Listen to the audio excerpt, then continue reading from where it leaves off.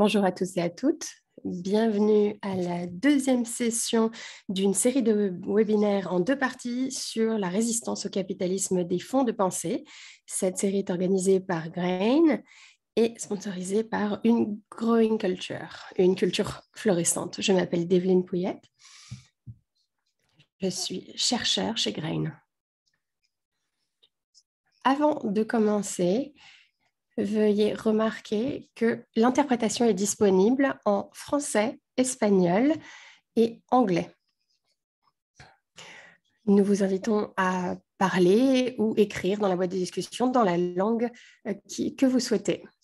Pour sélectionner la langue de votre choix, cliquez sur l'icône du globe en bas de votre écran où il est écrit interprétation et vous pourrez y sélectionner la langue de votre choix. Si vous entendez une deuxième langue ou plusieurs langues en même temps, sélectionnez « Éteindre la langue originale ».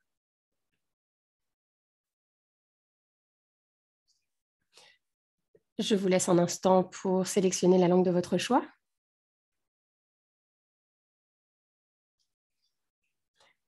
Si vous rencontrez le moindre problème technique, n'hésitez pas à nous écrire dans la boîte de discussion et notre équipe essaiera de résoudre ces problèmes.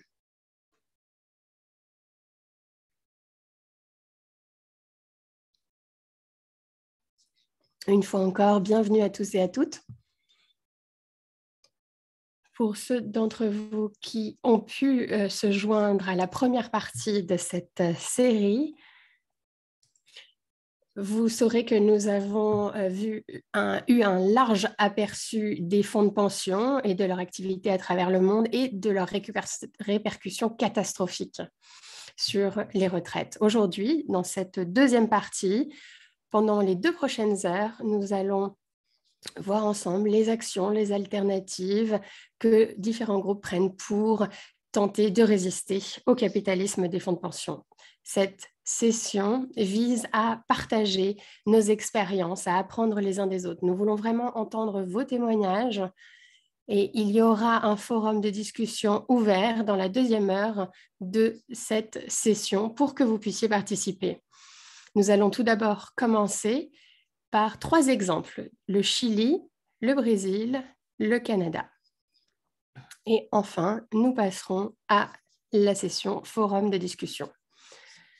Pendant cette session, nous vous encourageons à utiliser la boîte de discussion, indiquer votre nom, votre indication, votre organisation, le pays où vous êtes basé ou toute autre idée que vous aimeriez partager sur le sujet. Mes collègues chez Grain en Indonésie, Kartini Saman, va suivre ce qu'il se passe dans la boîte de discussion et nous fera un résumé de ce qui y a été dit. Pour lancer cette session, j'aimerais inviter Kartini à nous faire un récapitulatif des points principaux qui sont ressortis de la première partie. Merci Develyne, bonjour. J'aimerais partager avec vous un récapitulatif de la première session que nous avons eue le mois dernier. Nous avons parlé du fait que les fonds de pension sont aujourd'hui la plus importante source d'investissement à l'échelle mondiale, avec 56 000 milliards de dollars en gestion. Cet argent repose sur le salaire des travailleurs et travailleuses mis de côté pour financer la retraite ultérieure ou utilisé pour verser les pensions de personnes actuellement retraitées. Pourtant, les travailleurs n'ont pas leur mot à dire quant à la façon dont cet argent est investi. De nombreux investissements réalisés vont à l'encontre de l'intérêt de la population. Privatisation de l'eau, de la santé, destruction des forêts, accaparement des terres, rachat d'entreprises, suppression d'emplois. Il existe différents types de systèmes de retraite, publics, privés, individuels, collectifs. Certaines personnes, elles ne sont rattachées à aucun plan de retraite. Le système est cependant confronté à une financiarisation et un contrôle croissant de la part d'une poignée de sociétés, notamment des fonds de capital investissement. Par la même occasion, les syndicats n'ont aucun pouvoir sur les fonds de pension.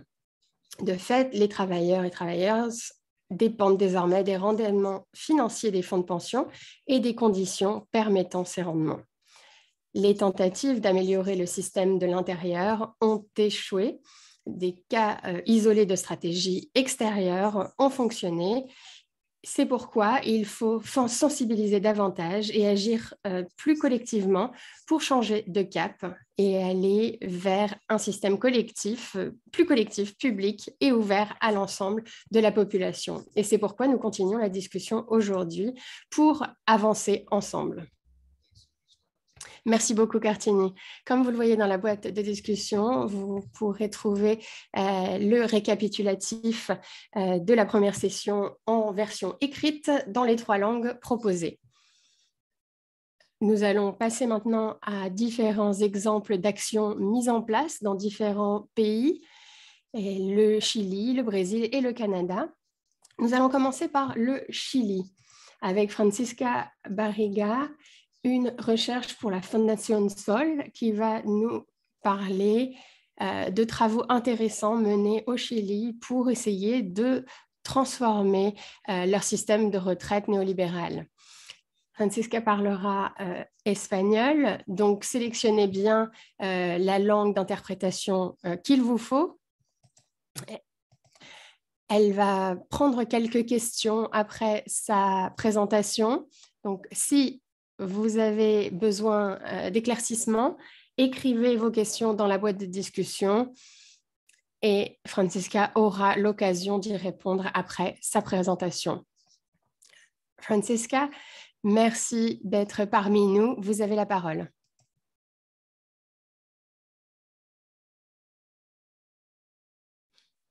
Bonjour à tous et à toutes. Tout d'abord, j'aimerais vous remercier de m'avoir invité.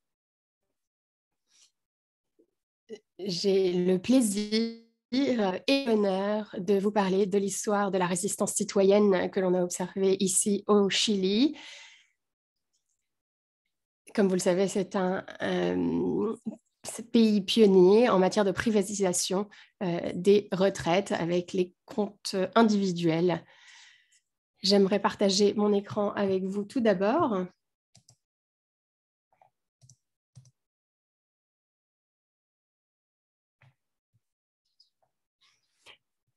Pouvez-vous voir mon écran? Pourriez-vous me le confirmer?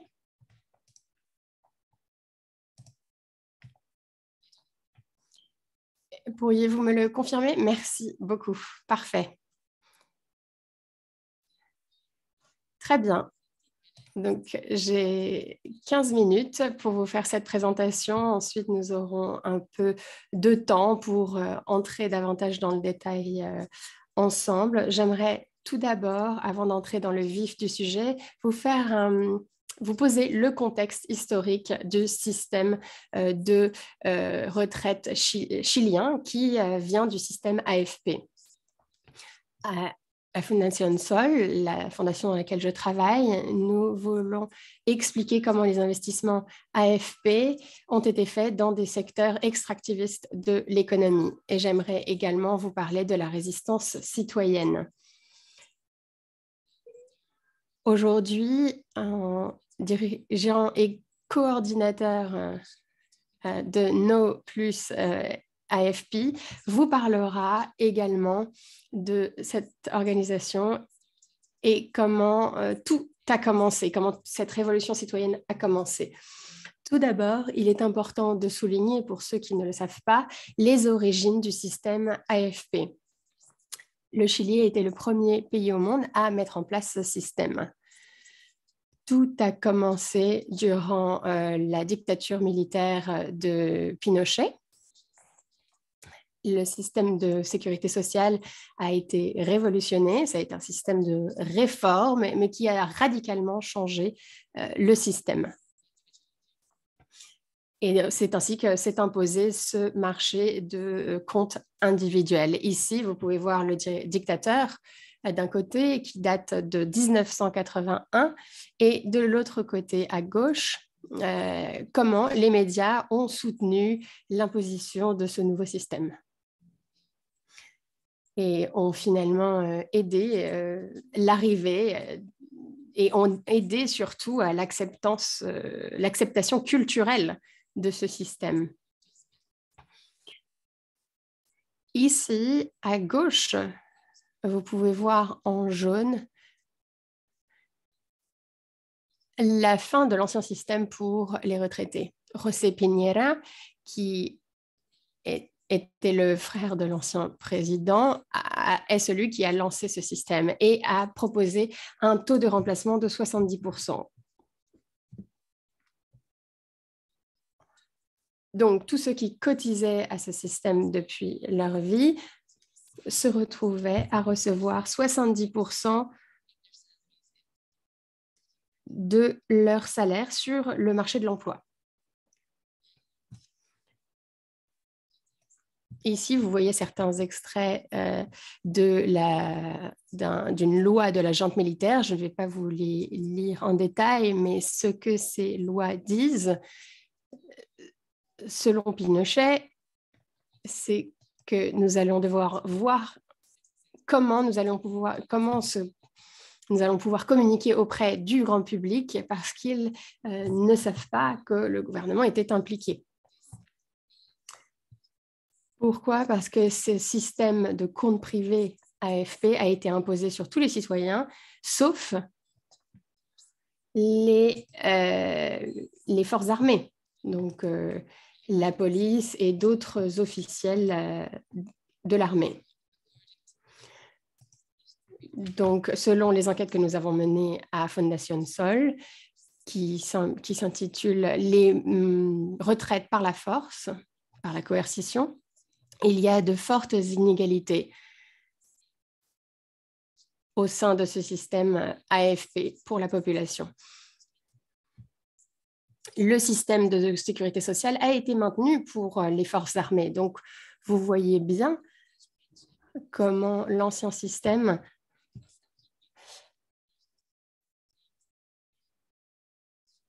vous voyez que ce système était 3,9 et 3,5% respectivement plus élevé que pour la population.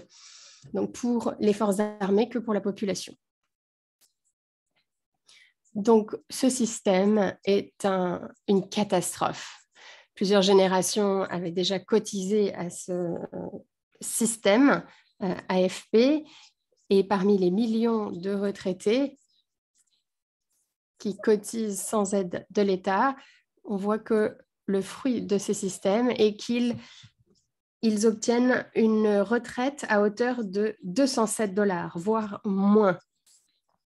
Même pour ceux qui ont cotisé pendant 30 à 35 ans. Eux obtiennent 332 $ américains.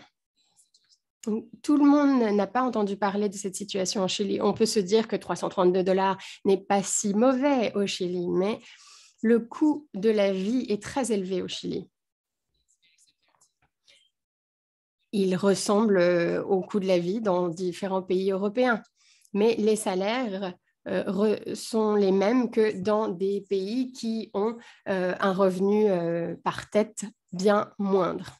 Donc ici, que pouvez-vous payer avec un salaire minimum? 1 kilo de pain par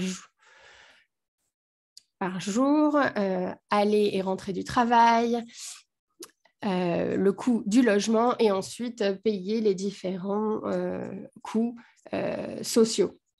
Et donc, on voit qu'avec tous ces montants, on arrive difficilement à vivre.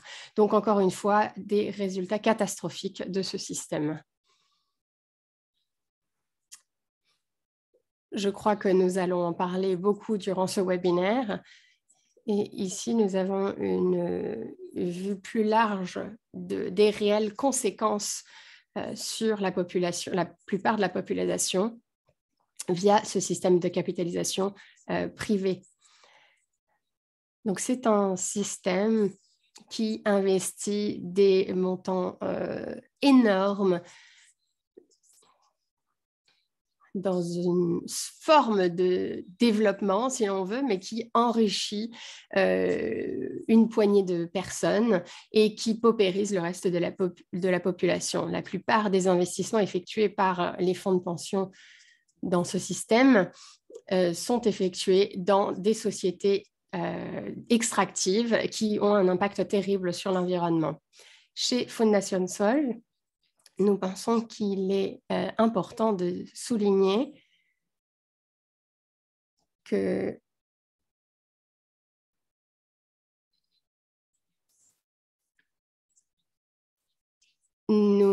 que ce sujet n'est pas traité dans l'académie. C'est un sujet qui était intouchable, si vous voulez. Il y a eu, comme je le disais, une lutte culturelle et dans l'imagination de la population, on ne touchait pas à ce système AFP.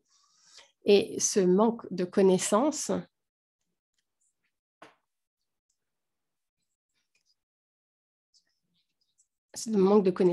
précises vis-à-vis de ce système explique pourquoi celui-ci a été mis en place. Et donc, dans ma fondation, nous avons tenté de remédier à ce manque de connaissances et nous avons publié différents rapports. Je ne vais pas entrer dans les détails, mais environ 80% du PIB est représenté par ces fonds. D'ici juillet 2020, nous allons mettre une mise à jour. Nous avons des chiffres qui datent de juillet 2020. AFP a investi plus de 15 777 millions, donc 15 milliards de dollars américains dans des entreprises nationales. Mais la plupart des investissements dans ce pays se font dans des entreprises extractives, comme je vous le disais, comme le secteur sylvestre, électrique, les hydrocarbures, la raffinerie, le secteur minier, l'eau, les services d'hygiène, etc. Et ici, on voit certaines similitudes avec le système canadien et également les monocultures. Donc, toutes ces sociétés extractives regroupent 75,5% des investissements du système AFP dans des entreprises qui ont un impact terrible sur l'environnement.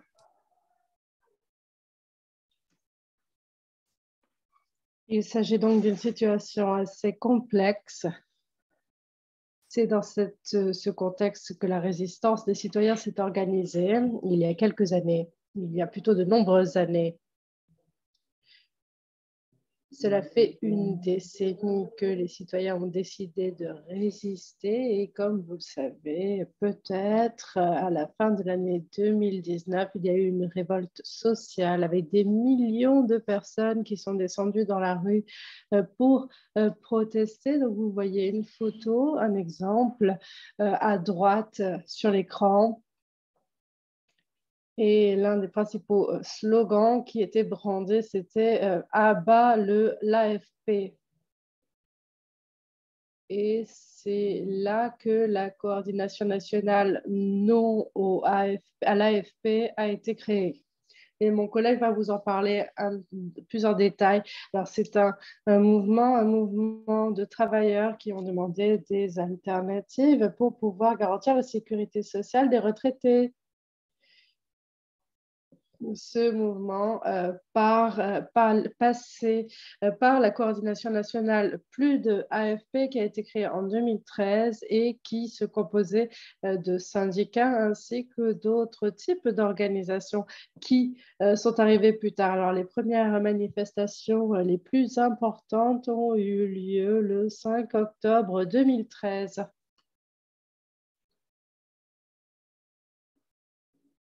Elles ont eu lieu le long du parc, vous l'avez peut-être vu sur les photos. Il y a eu ensuite le premier congrès national de la coordination qui a eu lieu en 2014. Et la plupart des événements qui ont lieu au Chili ont lieu à Santiago.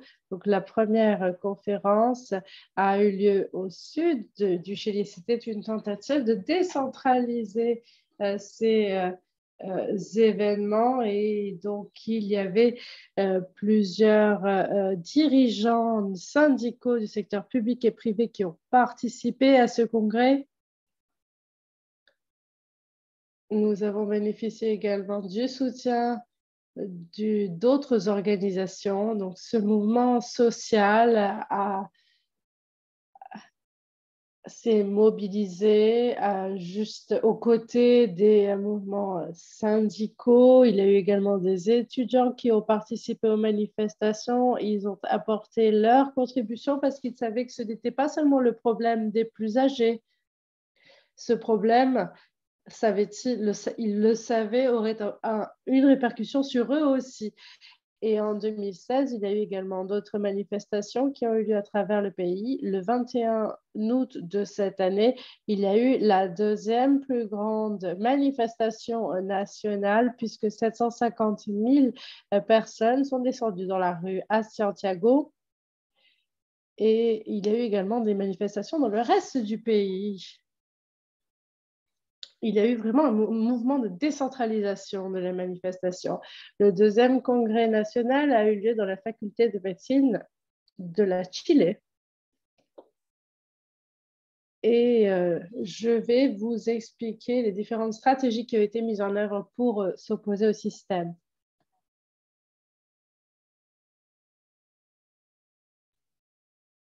Il y a eu différentes protections, les médias, les politiques, mais quoi qu'il en soit, les citoyens ont dû utiliser leur imagination afin de pouvoir faire face à ce problème à travers différentes stratégies. Il y a eu la coordination de différentes manifestations, des lettres ont été envoyées au président, Michel Bachelet, Sébastien Piñera, Gabriel Boric. Il y a eu des campagnes de sensibilisation également. Alors, je sais que j'ai presque plus de temps, quoi qu'il en soit, nous pourrons peut-être discuter plus en détail de ce sujet durant la deuxième partie du webinaire. Quoi qu'il en soit, cet organisme de coordination a eu un rôle très important. Il a permis de préparer une proposition de système de pension alternative basé sur les piliers de la sécurité sociale. C'était quelque chose dont on n'avait jamais parlé dans le pays.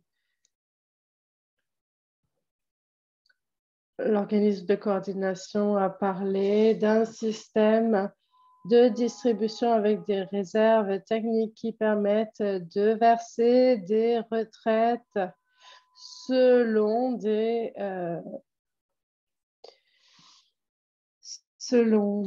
montants définis à la hauteur de la rémunération des travailleurs.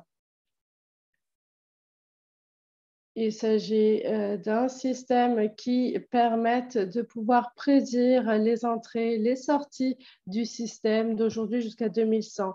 Alors, il y a eu plusieurs comités d'experts qui ont été mis en place, mais ils ne sont jamais penchés sur ces systèmes alternatifs de distribution.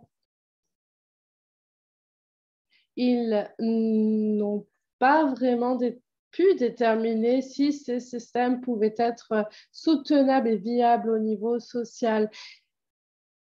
Donc, l'organisme de coordination a proposé néanmoins un système alternatif qui a son importance et qui offre une idée d'ensemble des alternatives qui s'offrent à nous pour répondre à ce problème. Et donc, ce modèle est basé sur le modèle de l'OIT. Et pour terminer, je souhaitais ajouter que la proposition du gouvernement pour un système de politique, selon les différentes couleurs politiques, si je puis m'exprimer ainsi, donc, ces comptes individuels sont essentiels au sein du système de pension. Il y en a d'autres qui parlent d'une retraite basique solidaire. Donc, il s'agit d'un... donc, imaginez qu'il y ait un bâtiment, s'il y a la base qui tombe, eh bien, tout le bâtiment s'effondre. Le gouvernement de Boric ne s'est pas exprimé clairement sur la proposition qu'il souhaite mettre sur la table pour remplacer ce système de retraite. Il serait donc bon de savoir comment est-ce qu'il compte s'entretenir avec ce mouvement social. Merci beaucoup, Francisca, pour cette présentation très intéressante. Nous avons beaucoup à apprendre du Chili. Nous avons une question qui a été posée.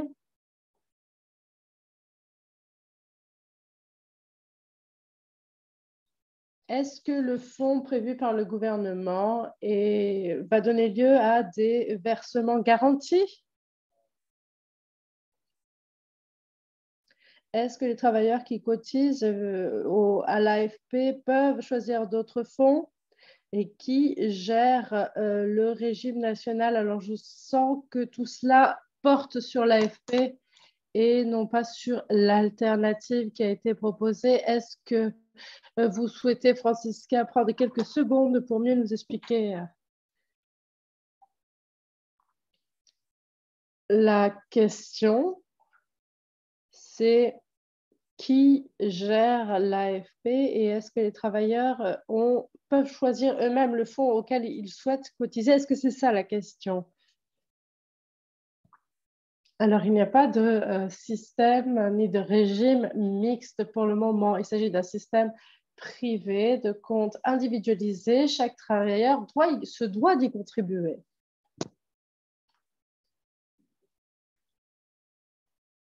Par conséquent, les institutions qui gèrent les fonds, ce sont tout simplement les institutions de l'AFP. Ce sont des institutions de droit privé à but lucratif qui génèrent d'énormes recettes par rapport à d'autres secteurs au Chili. Et à un certain moment, on a dit donc qu'il y avait que la compétition était assez rude, qu'il fallait offrir les meilleurs services. Ça, c'est un autre problème.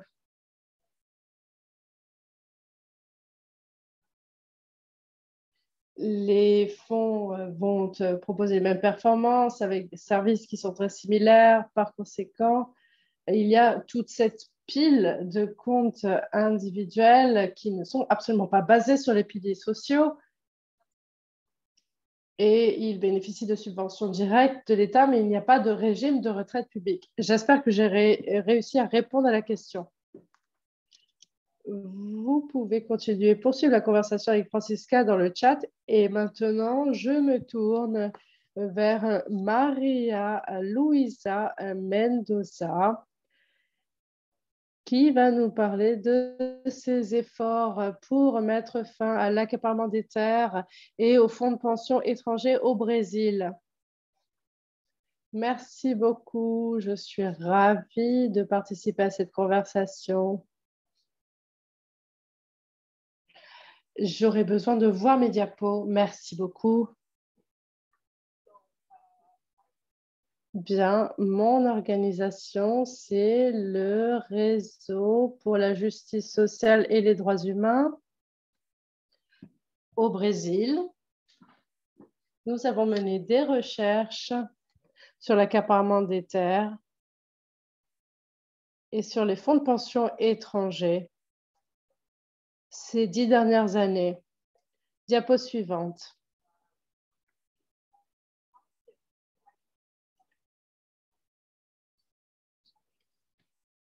Nous avons remarqué ce processus de spéculation avec les terres agricoles au Brésil au terme de la crise économique mondiale en 2018, lorsque les marchés financiers se sont effondrés aux États-Unis. Après cela, les fonds de pension, notamment ceux des États-Unis, ont commencé à migrer et à cibler les terres agricoles du monde entier. Le Brésil faisait partie des principales cibles. Alors, je n'aime pas utiliser le mot investissement parce que ce terme a une connotation positive. Alors qu'ici, il s'agit d'un processus de destruction pour les communautés qui vivent sur place, mais aussi pour les clients de ces fonds de pension.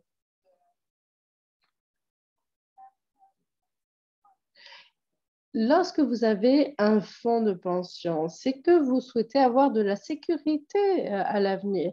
Mais aujourd'hui, le système est basé sur des marchés financiers qui sont instables et cela représente un risque pour les clients. Nous nous sommes rendus compte de tout le processus lorsque nous avons examiné l'impact de l'expansion des monocultures de canne à sucre au Brésil. C'était en 2010. Il y a eu une grave crise sur le marché de l'éthanol et les entreprises pétrolières ont commencé à établir des partenariats avec les entreprises de canne à sucre au Brésil pour reprendre des couleurs. Il y a eu une fusion entre Cosan, qui est le plus grand producteur de canne à sucre au Brésil, et l'entreprise pétrolière Shell.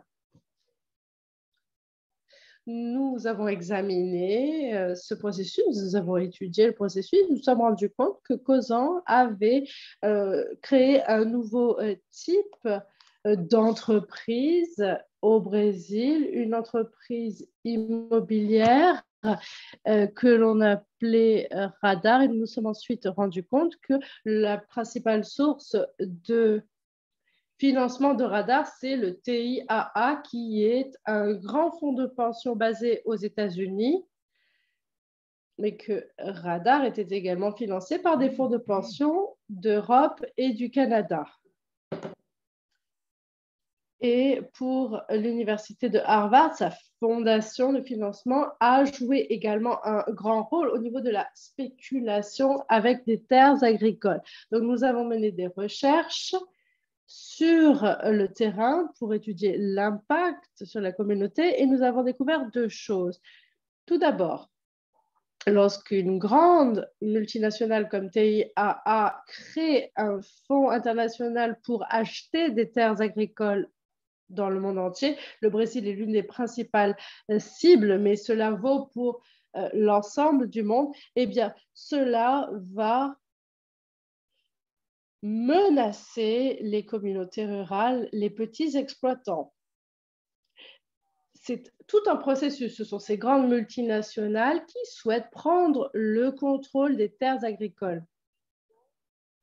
Le principal objectif de ces multinationales, c'est de contrôler les terres agricoles pour justifier l'expansion des monocultures. Et dans le cas du Brésil, il s'agit surtout du soja et des cannes à sucre. Et bien que ces multinationales publient des rapports de développement durable et qu'ils aient ce discours pro-développement durable, ils pratiquent donc l'expansion de la monoculture. Ça n'a rien de durable. Vous savez que le Brésil est victime d'incendies de forêt, que l'agro-industrie a un rôle dans l'expansion de ce système de monoculture. Et cette expansion, c'est la principale cause des problèmes qui viennent miner le Brésil.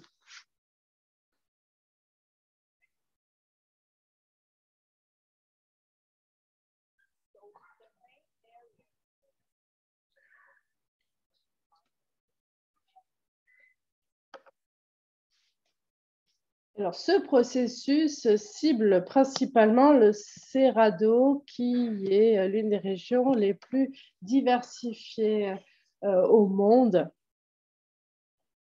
Et l'agro-industrie, les corporations financières ainsi que le gouvernement brésilien utilisent une rhétorique néocoloniale, comme si le Brésil possédait une quantité pharaonique de terres vides. Donc l'objectif, c'est d'étendre les monocultures en détruisant des aires protégées ou en déplaçant des communautés. C'est-à-dire qu'il y a des milliers de communautés qui vivent donc dans ces terres avec des autochtones, des quilombolas et des paysans, des communautés qui ont commencé à s'organiser. Et dans le Cerrado, il y a des plateaux qui sont préservés et qui, fut un temps, étaient utilisés par les communautés de manière collective pour collecter des fruits. Et ils ont réussi à préserver l'environnement. Les communautés, elles, vivent dans les un peu plus bas et elles vivent de l'agriculture.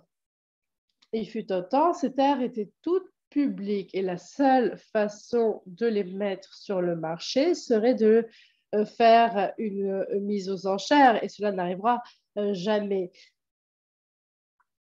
Donc, c'est comme ça que nous savons que TIAA et d'autres multinationales sont de mèche avec d'autres acteurs qui accaparent des terres. L'accaparement de terres, c'est quelque chose de très fréquent au Brésil. Et donc, ils sont de mèche et ensemble, ils mettent ces terres sur le marché. Donc, il y a des déplacements de communautés entières, mais il y a aussi un fort impact sur les communautés puisque les monocultures dépendent d'injections de produits chimiques.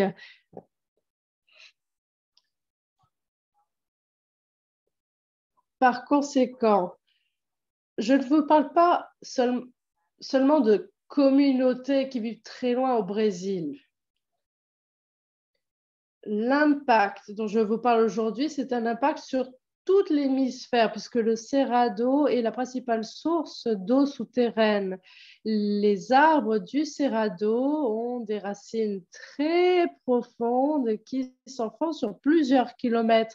Ils représentent une source importante d'eau souterraine et c'est là où se trouvent la plupart des sources des fleuves. Donc, l'impact sur le Cerrado va avoir un grand impact sur tout l'hémisphère et sur le changement climatique de manière générale. Donc, lorsque nous avons trouvé ce processus, nous avons commencé à nous organiser au niveau national et international et en travaillant aux côtés des communautés rurales. Et la Commission pastorale des terras, CPT, la Commission pastorale des terres, fait partie de ce processus. D'ailleurs, vous entendrez quelqu'un de cette organisation à la fin de cette session durant le forum de discussion. C'est également la coordinatrice d'une campagne nationale que nous menons pour défendre le Cerrado au Brésil.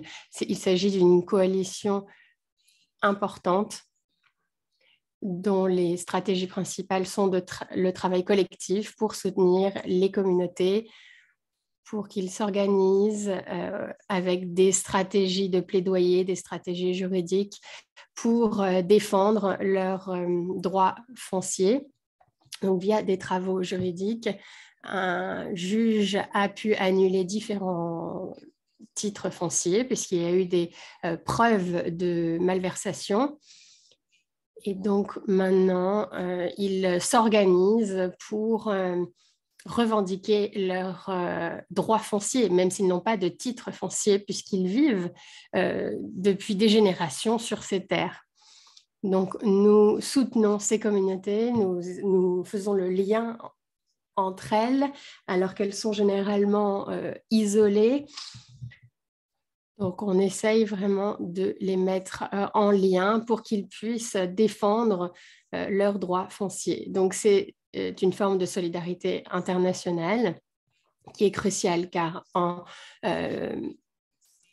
menant des actions de plaidoyer internationales, nous sommes en mesure d'augmenter la protection de ces communautés qui sont constamment face à des menaces de mort, à de la violence et à la destruction de leur production alimentaire dans leurs environnements locaux.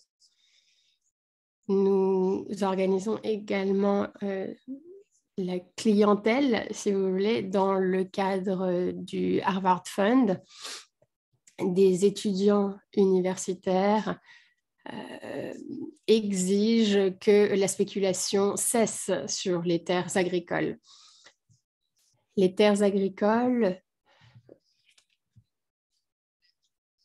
sont une ressource nationale sociale pour l'humanité. Donc, les grandes multinationales ne devraient pas spéculer sur ces terres.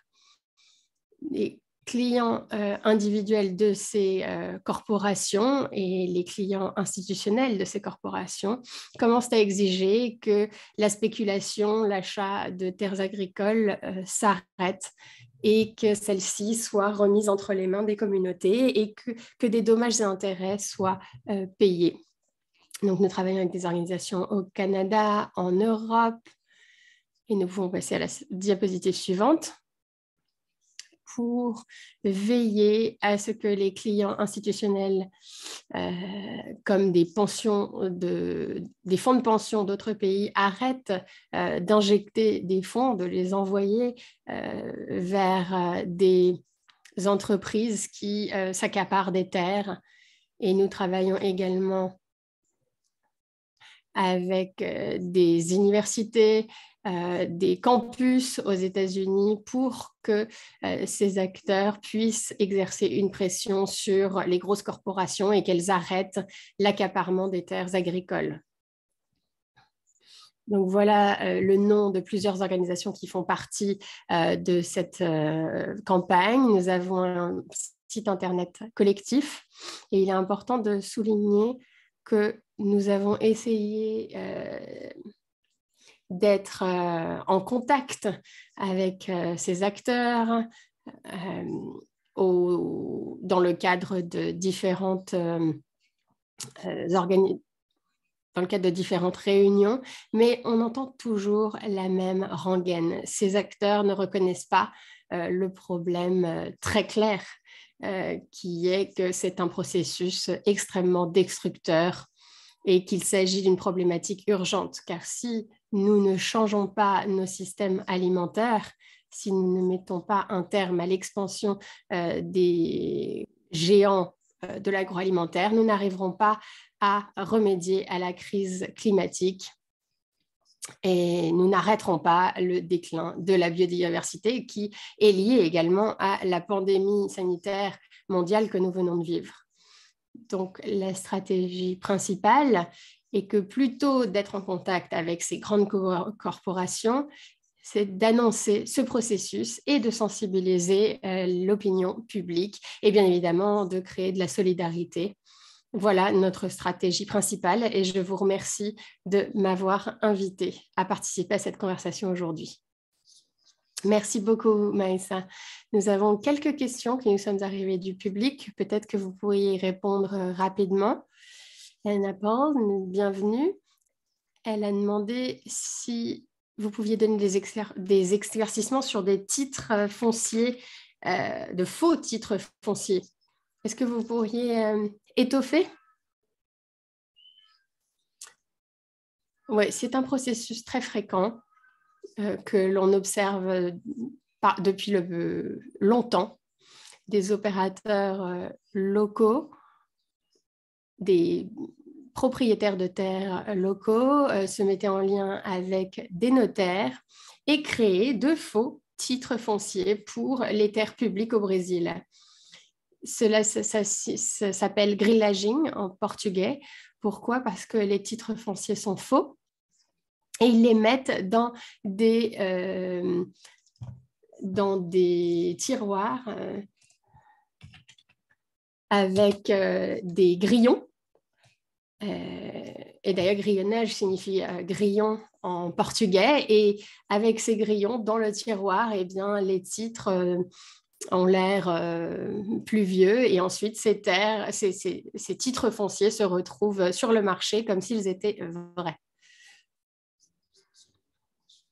Et il y a également une question de Tom Males qui nous a demandé la chose suivante. Les fonds de pension sont des investisseurs passifs et ne dictent pas leurs lois généralement, mais est-ce différent au Brésil? Peut-être que vous pouvez nous parler de TIA et du Harvard Fund, par exemple.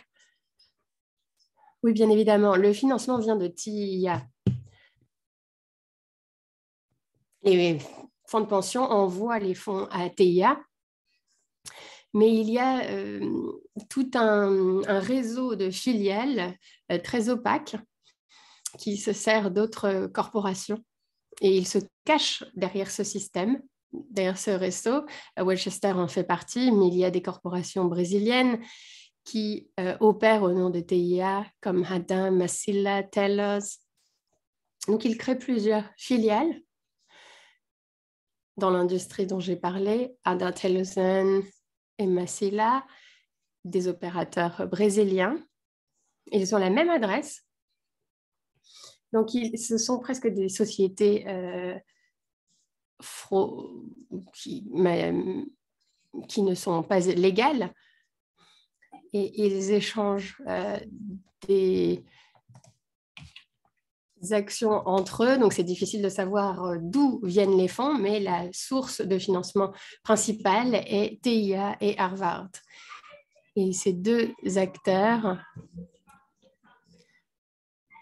utilisent ce système de réseau de filiales pour cacher l'origine des fonds. Mais s'il n'y avait pas ce réseau, eh bien, cela ne verrait pas le jour. Et dans le cas de TIA, je crois qu'il y a le même système, je crois, de gestion. Et je crois qu'ils gèrent leurs exploitations agricoles de la même façon. Ils sont très actifs d'ailleurs dans l'agriculture.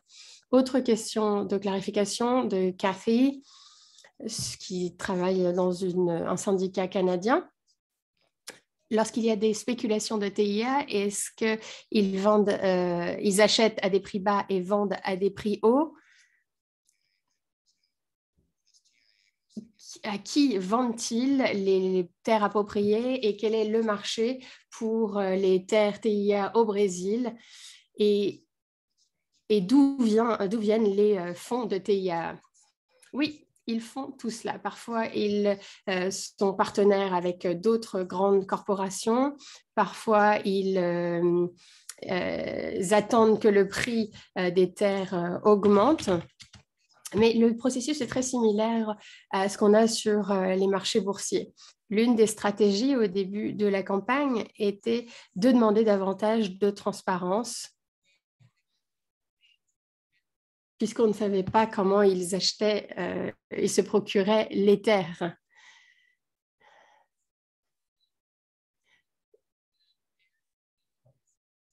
Donc, il était difficile de savoir où se trouvaient ces terres agricoles, mais en tout cas, ça ressemble au système sur les marchés boursiers.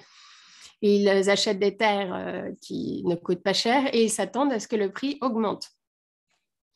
Donc, la zone qu'ils ciblent est la zone Matopiba, Marian Paia Baui et Tocantins. Donc, c'est la zone c'est finalement la frontière agricole brésilienne.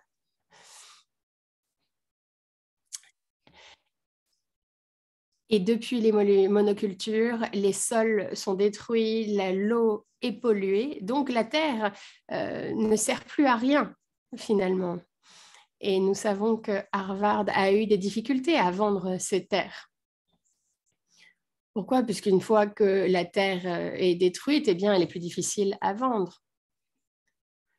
Donc, c'est une tendance que nous observons. Ils font des bénéfices à court terme, mais à long terme, cela représente un risque pour les clients de GA et c'est également un risque du fait de la destruction qu'ils créent. Merci beaucoup.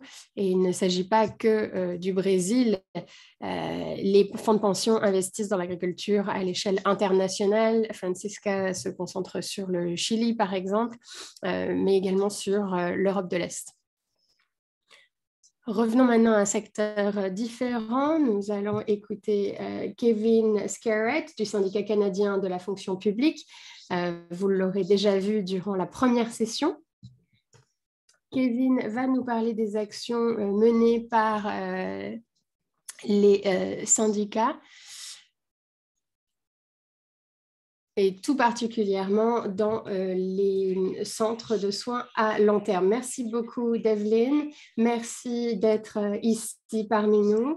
J'aimerais commencer par vous dire que je suis ravie de prendre la suite de Francisca et Maria Luisa pour vous partager ces expériences et pour apprendre les uns des autres de la situation actuelle et de ce que font les fonds de pension dans ces pays et à travers le monde.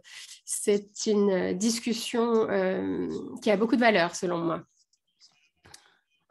Comme d'autres l'ont fait, j'ai quelques diapositives à partager avec vous et j'espère que vous pourrez les voir.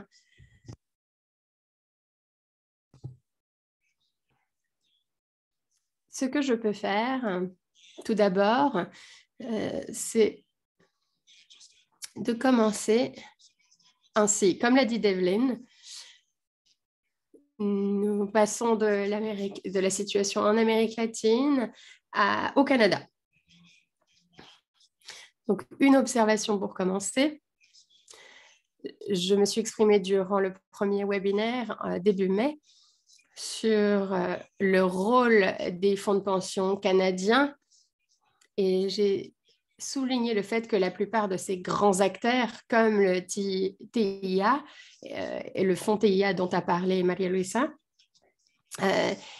ces plus grandes corporations ne viennent que de 7 pays. Non. Mais ce que j'aimerais souligner aujourd'hui, c'est que ces investissements ne sont pas seulement agressifs, prédateurs et destructeurs dans d'autres pays, mais dans le cas dont j'aimerais parler, la santé, je vous donne un exemple canadien. Il s'agit d'un fonds de pension canadien qui est impliqué dans quelque chose qui vient d'être visible depuis 2 ans du fait de la pandémie. Donc, j'aimerais partager quelques détails avec vous. À l'échelle internationale, la pandémie a montré qu'au Canada et dans de nombreux pays, nous avons beaucoup de problèmes au sein de nos systèmes de santé et en particulier dans le système que nous appelons les soins de longue durée à but lucratif au Canada. Donc, les centres de retraite, les centres EHPAD, pour toutes les personnes retraitées qui ont des besoins à long terme. Et au départ de la pandémie, ce que nous avons observé, c'est que la crise et le taux élevé de décès étaient bien pires dans les centres de soins de longue durée. Au Canada, bien que nous sommes connus pour avoir un très bon système de santé, mais je parle là de notre système hospitalier de soins primaires, les soins de longue durée ne font pas partie de ce système. Et on a vu qu'avec le temps, il y a eu des chaînes de corporations qui ont opéré dans ces installations avec bien évidemment un but lucratif. Et tout était financé, cela dit, par le gouvernement. Donc des opérateurs privés à but lucratif soutenus par le gouvernement. Deuxième point, lorsqu'on a fait le bilan en mai-juin 2020 et qu'on a face à ces taux élevés de décès, la deuxième plus grande corporation à but lucratif dans ce secteur s'appelle Revera. C'est un nom qui est très connu maintenant au Canada et a été très visible dans les médias car il a été annoncé que cette entreprise était détenue à 100% par l'un des plus grands fonds de pension canadiens, donc le PSPIB. Donc, c'est le fonds de pension pour les fonctionnaires canadiens. Donc, tous ceux qui travaillent pour le gouvernement fédéral. Et ce PSPIB est une corporation fédérale qui a été établie juste pour investir ces fonds de retraite sans implication de travailleurs, de syndicats, etc. Donc, c'est une structure très étrange car elle est détenue par le gouvernement, mais elle est à but lucratif. Et donc, cette société s'est fait connaître durant la pandémie. Et lorsque cela est apparu dans les médias, eh bien, ça a été un enjeu puisque les gens ont commencé à poser des questions. Où sont les syndicats qui protègent les travailleurs? Comment comment les gens voient-ils les choses, car les fonds de la retraite sont utilisés par une société privée.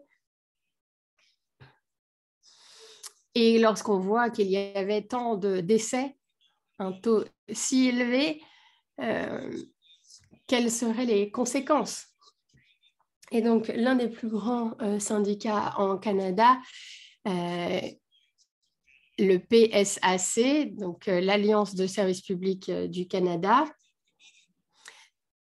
a réagi immédiatement en mai 2020. Et ils ont publié une déclaration qui apparaît toujours sur leur site Internet en réponse à cette annonce visant Rivera.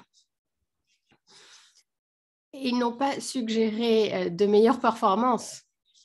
Ce qui est important, c'est qu'ils ont publié une déclaration disant qu'ils étaient contre l'implication du fonds de pension dans ce type d'investissement.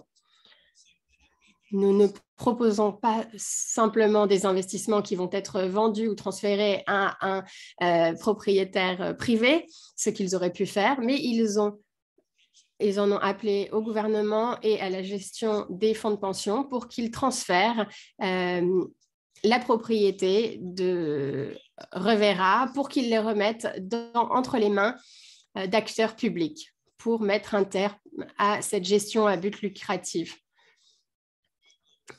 Et c'était vraiment le problème inhérent à cette corporation. Et dans cette déclaration qui est sans précédent, je dois dire, c'est très rare pour que les syndicats fassent une telle déclaration publique disant « Nous condamnons ces investissements et nous en appelons à la nationalisation de cette société. » Je ne vois pas d'autres instances dans lesquelles cela a eu lieu. Et comme je l'ai dit lors de la première session, cela fait des années que je suis cette situation et je crois que c'est un tournant au Canada. Cela a été annoncé dans les médias et le PSAC a commencé à s'organiser avec des défenseurs du domaine de la santé et d'autres alliés pour lancer une campagne pour en appeler cette transformation de propriété. Cette campagne s'est intitulée « Rendez Revera public », un slogan simple qui capture le message. PSAC a organisé des réunions, il y a eu des campagnes, des lettres ont été envoyées, il y a eu des réunions, comme Marie-Louise a dit. La même chose qui s'est passée au Brésil, ça s'est passé comme ça au Canada. Et il y a eu une certaine contradiction, c'est-à-dire que des fonds de pension sont utilisés dans une structure de santé lucrative qui a un effet destructeur. Et donc, au bout de quelques mois de campagne, nous en sommes arrivés à former une coalition encore plus large et 15 syndicats, alors que je pense qu'il n'y en a que 17, donc 15 syndicats représentant les travailleurs qui faisaient partie de ces régimes de pension ont co-signé une déclaration. Ils ont rejoint les syndicats qui étaient là depuis le début et ensemble, ils se sont mis d'accord sur le fait que cela ne devrait pas faire partie de notre fonds de pension et que Revera devrait devenir public.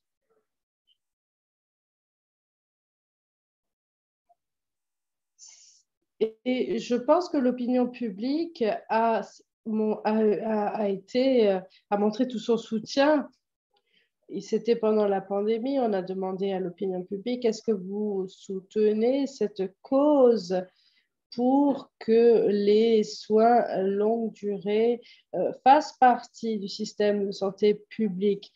Et on a vu 65% de la population qui était en faveur de cet appel. Donc, cette campagne a été assez significative. Et comme vous voyez sur cette diapositive,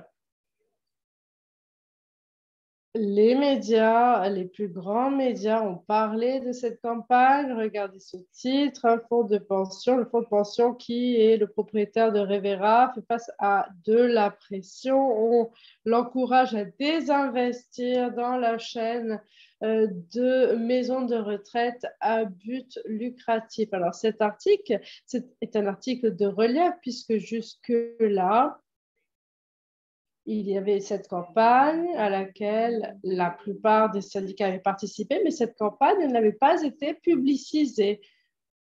Et voilà ce qui s'est passé ces 2 dernières années. C'était pourtant une campagne très importante qui nous a permis de résister à l'une des formes du capitalisme des fonds de pension au Canada.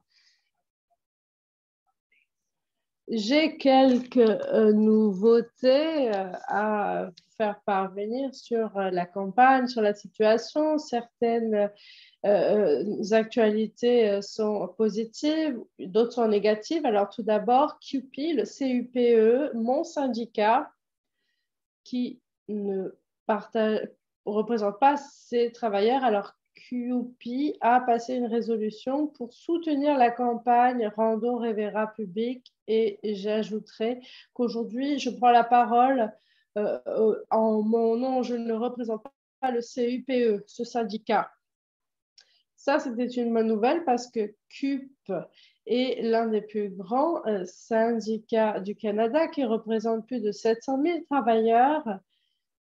Et je pense que le message est en train de passer et CUPE représente plusieurs travailleurs qui travaillent au sein des structures de Revera.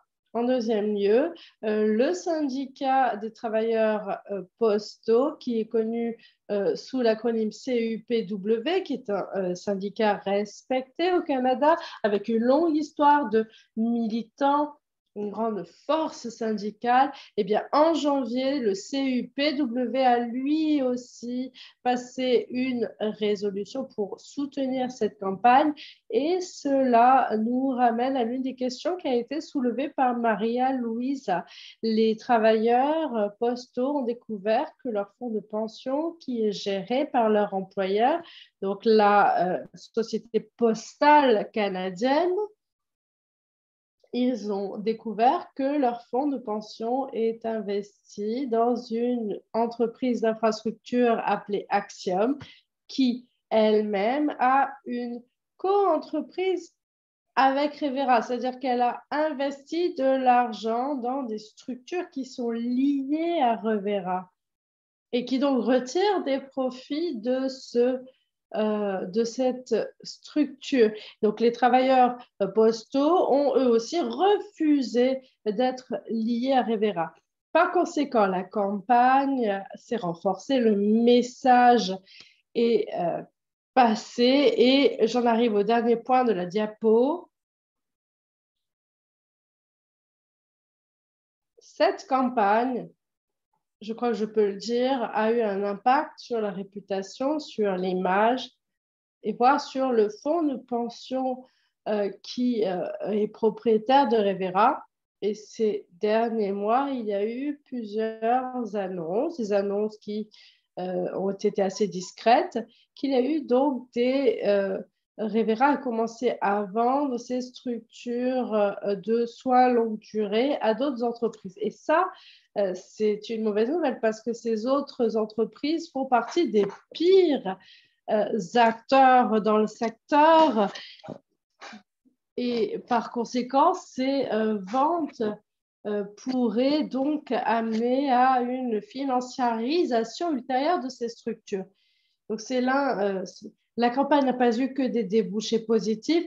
Ce qui est clair, c'est que en tant qu'entreprise, Revera souhaite sortir de ce secteur et ça, je pense que nous le devons à la campagne. Quelques mots de conclusion. S'il me reste encore 2 minutes, j'ai un petit post-scriptum à ajouter. Pour résumer l'affaire Revera, je pense que nous sommes à un tournant au niveau du mouvement ouvrier canadien. En effet, c'est la première fois qu'un grand fonds de pension qui investit dans le secteur de la santé fait face à une opposition significative, notamment de la part des syndicats, des travailleurs et des bénéficiaires de ces investissements. En effet, on le dit souvent, et je suis sûre que Maria Luisa l'aura entendu de la bouche de TIAA, nous devons faire des recettes, nous devons dégager des profits pour pouvoir avoir des retraites. Et moi, ce qui m'impressionne, c'est que ces syndicats et d'autres, mais surtout ces syndicats, ont dit oui, nous voulons un retour sur investissement sur nos fonds de pension, mais pas à tout prix et certainement pas comme ça. Et ça, je pense que ça a été dit de manière claire.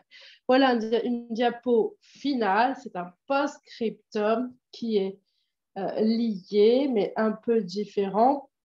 Cela porte également sur le secteur des soins longue durée. Si vous êtes en Europe et surtout en France, vous savez qu'il y a un grand scandale que l'on a découvert ces 3 derniers mois.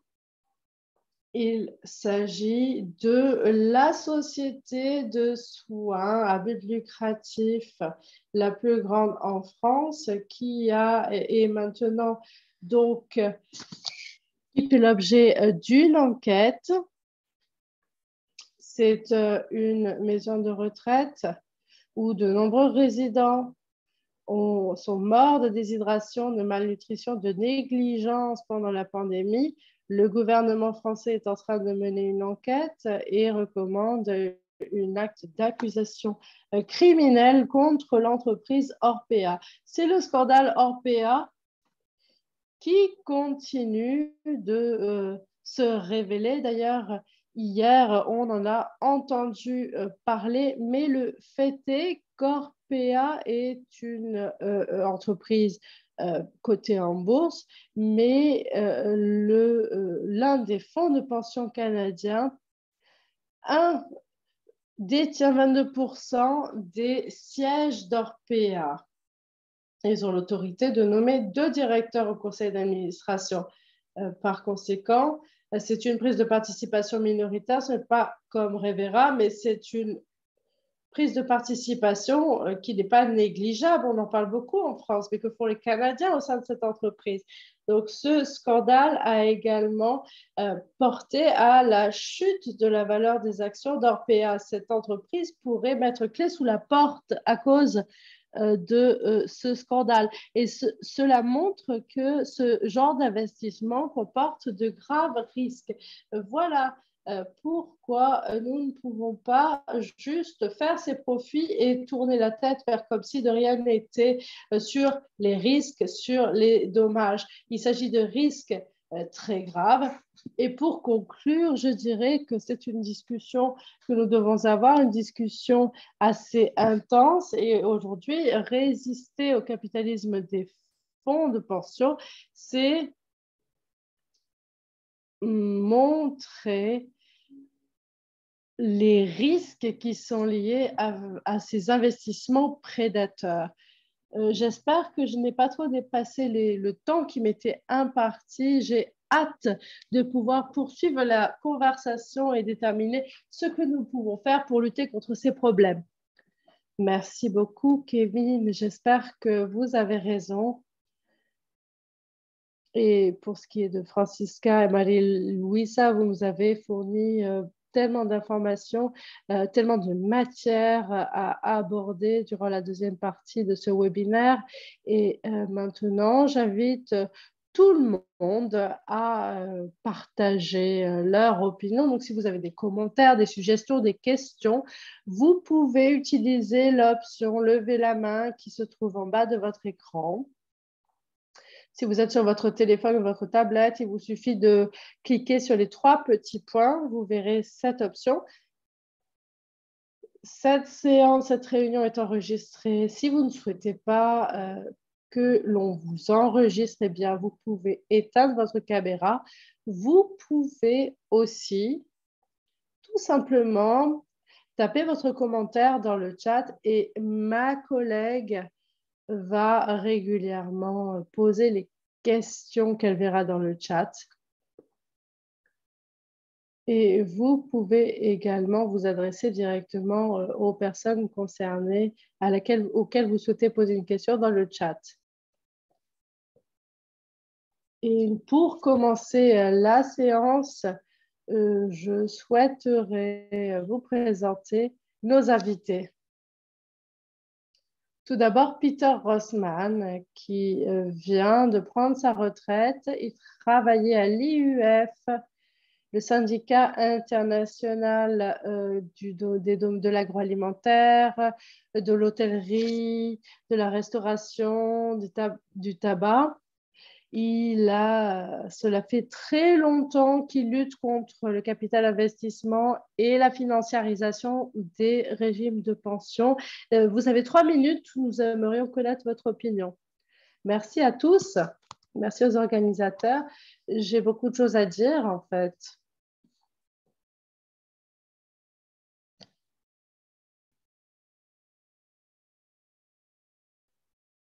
Il y a de nombreux militants qui se sont réunis pour travailler sur le même problème, mais dans différentes directions.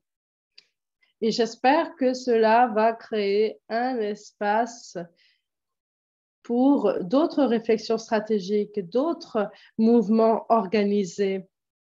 Pour moi, il est très intéressant de voir que la façon dont Kevin nous parle de Revera, il nous a parlé de désinvestissement. Ensuite, on est arrivé au fait de rendre Revera public et on en arrive à un autre discours de rendre le système de santé public. Et je pense que c'est la seule solution. Alors, aujourd'hui, nous devons résister. Nous devons résister à cette agression financière qui vient menacer nos moyens de subsistance. La question, c'est comment aller au-delà de la résistance pour sensibiliser. Comment mieux comprendre le problème dans une dimension plus large. L'affaire Revera soulève une question. Et je l'ai fait, vous savez, vous pouvez résister contre les investissements, vous pouvez assister aux réunions des actionnaires, vous pouvez contester les résolutions. En définitive, c'est un processus qui est très fatigant. Vous devez donc soulever une question fondamentale. Les soins pour le troisième âge sont menacés par les prédateurs pour se faire, c'est-à-dire qu'ils sont privatisés. La santé, c'est comme l'eau, c'est un bien public, un bien fondamental. Et on doit les protéger de toute forme de prédation financière.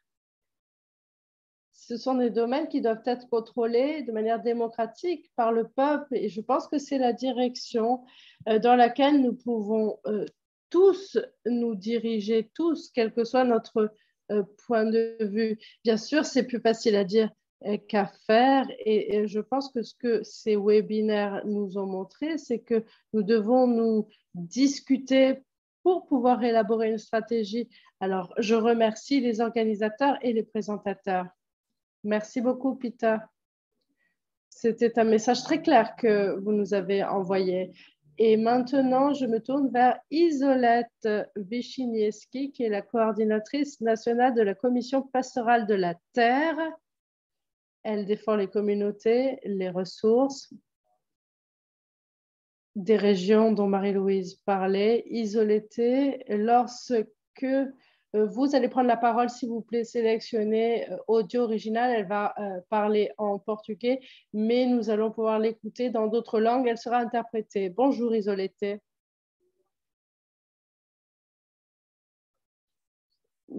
Bonjour, Develyne. Bonjour à tous mes autres collègues ici présents aujourd'hui. Je suis ravie de pouvoir profiter de cet espace pour discuter avec vous. Je suis ravie de me retrouver aux côtés de toutes ces communautés dans l'Amazone, dans le Cerrado. La CPT, la Commission pastorale des terres, opère au Brésil ainsi que dans d'autres régions.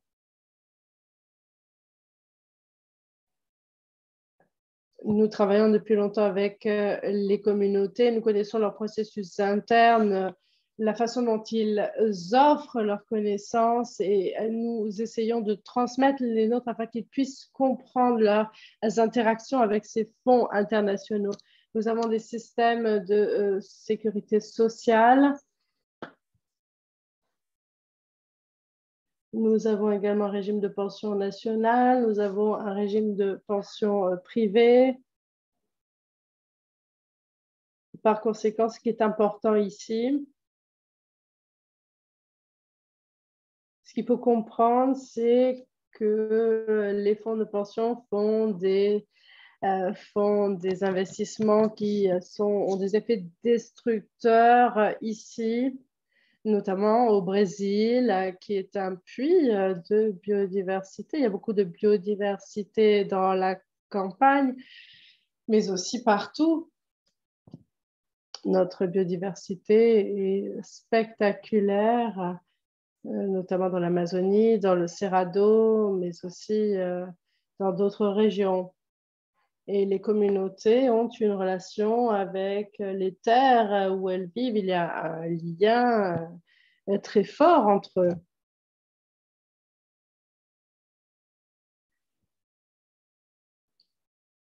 eux. Ces activités ont un impact sur les communautés qui vivent sur place. Il y a un impact sur l'eau, les terres, mais aussi sur la vie spirituelle des communautés. Donc, ce processus a eu un impact sur les communautés. Par conséquent, avec d'autres organisations, nous tentons de mener des campagnes nationales, notamment pour la défense du Cerrado. Nous avons mis en place d'autres groupes de coordination à travers les organisations locales des communautés qu'elles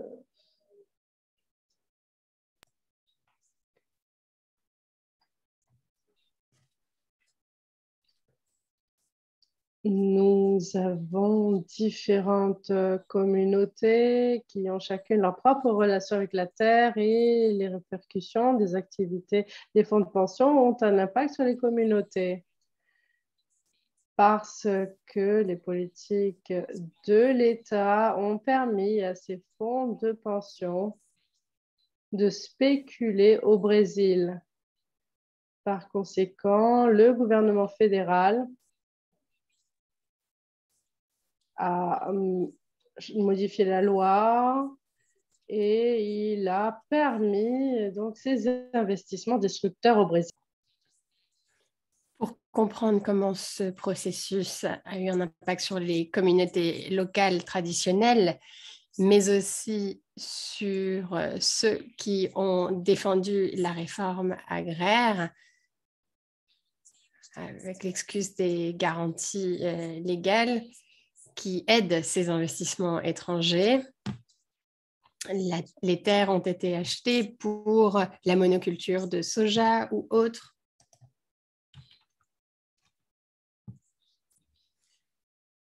Nous entretenons d'autres discussions en Amérique du Sud, en Amérique latine. Et on entend beaucoup parler de la gouvernance des terres. Les communautés doivent être celles qui régissent leurs terres. Les gouvernements s'en servent comme une excuse pour légaliser ce qui existait déjà. Donc, cette falsification de titres fonciers, comme cela a été dit, ces communautés qui ont besoin de leurs terres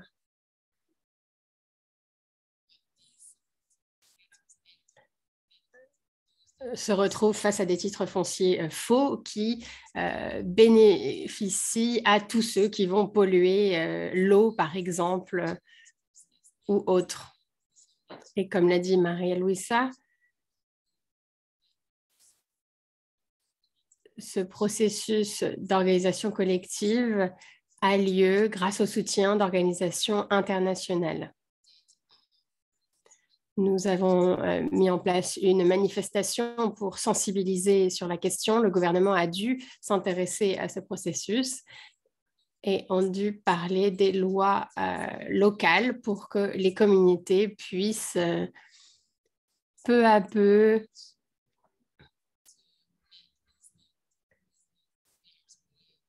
faire de ces terres leurs propres terres, légalement parlant.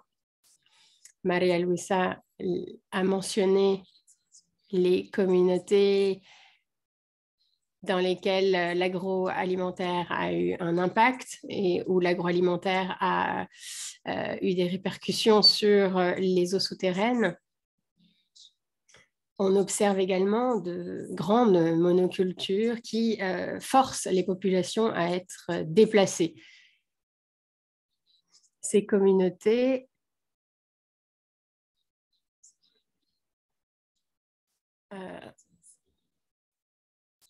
ont une cour pour les communautés du Cerrado.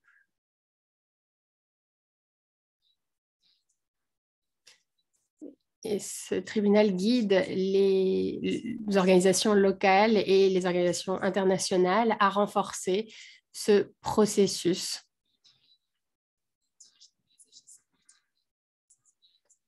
Et cette expérience a été cruciale et j'aimerais vous remercier pour votre attention. Merci beaucoup. J'aimerais maintenant donner la parole à Jammu Anand, président du syndicat de la société municipale Nagpur dans le Maharashtra en Inde. Il est l'un des dirigeants syndicaux qui s'est battu contre la privatisation de l'eau en Inde, et ce depuis longtemps. Vous avez 3 minutes, Jammu, pour partager votre avis. Merci beaucoup de m'avoir invité. En Inde, nous observons également une tendance. Les communautés s'intéressent à ces fonds de pension. Il y a eu une réforme en 2003 des systèmes de retraite.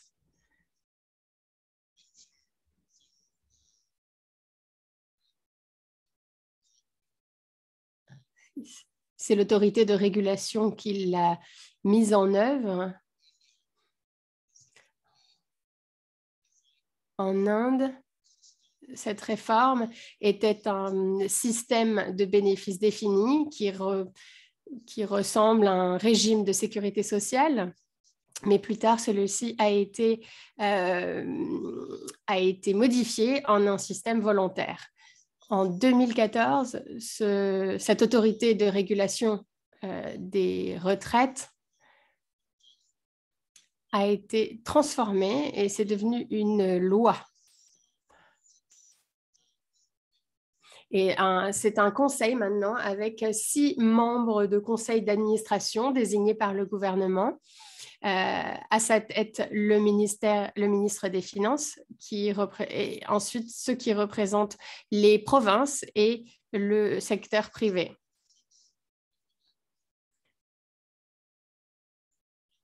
La majeure partie des membres de ce conseil viennent du secteur privé. Après 2014, ce fonds de pension est arrivé sur le marché, tout particulièrement le marché de la bourse et des obligations.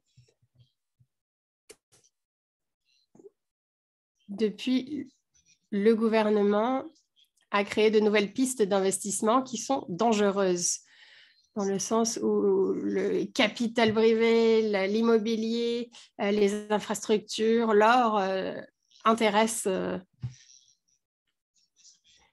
ce fonds. Donc, l'investissement de fonds de pension dans les fonds de pension n'était pas une pratique très courante.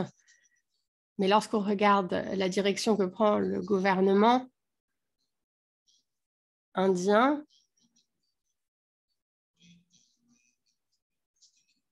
eh bien, on voit que les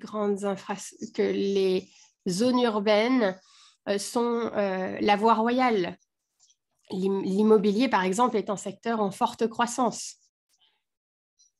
Donc, les investissements de ces fonds de pension se dirigent vers ce type de secteur. Et comme nous le savons, l'économie indienne n'est pas en bonne posture. Donc, pour maintenir les capitaux privés, si les fonds des travailleurs sont injectés dans ce genre de fonds de pension pour encourager ce système capitaliste privé, eh bien, il faut une réaction des syndicats et les syndicats indiens se sont fait entendre en disant que ces fonds ont été le fruit d'un dur labeur des travailleurs indiens. Donc, il va nous falloir voir comment le gouvernement indien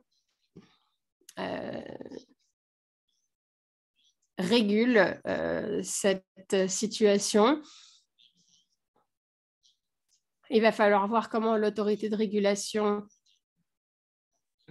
réagit et si ces fonds de pension ne deviennent pas plus volatiles. Le gouvernement n'a pas décidé que cette sécurité sociale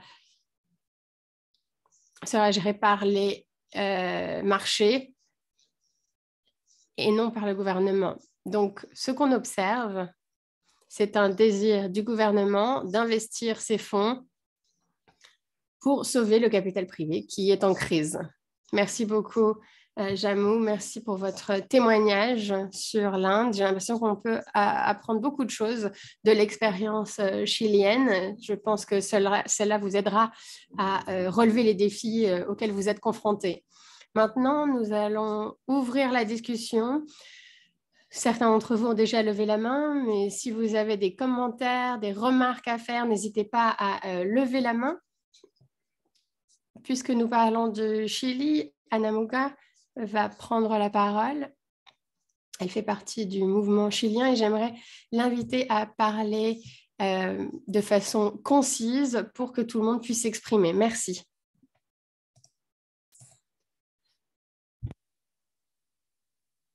Bonjour, je ne sais pas si je dois dire bonsoir plutôt, mais en tout cas bonjour à tous et à toutes. Ça a été un plaisir d'écouter tous ces témoignages, comme l'a dit Francisca dans sa présentation. La coordination de non plus AFP, lutte contre le pouvoir absolu de l'AFP et d'autres autres entreprises privées au Chili. J'ai écouté les différentes présentations. Et ce qu'on observe, c'est le pouvoir de ces sociétés. Un pouvoir qu'elles obtiennent grâce aux travailleurs de notre pays et d'autres pays. Et on voit tout le volume de fonds auquel ils ont accès. Au Chili, ils ont le pouvoir absolu. Toutes les cotisations faites par les travailleurs sont utilisées par ces sociétés. Et cette politique économique contrôle tout, les médias, les secteurs essentiels. Notre organisation fait face ou a développé une stratégie depuis des années pour lutter contre cette tendance et pour créer un système basé sur la solidarité. Pour le moment, nous nous basons sur le processus de la Constitution et comme l'a dit Francisca, nos exigences en font partie intégrante. Depuis des années, nous essayons de mettre en œuvre nos exigences. Cela fait 41 ans que le système a été imposé et pendant ce temps, cette rhétorique culturelle a continué pour maintenir ce système capitaliste.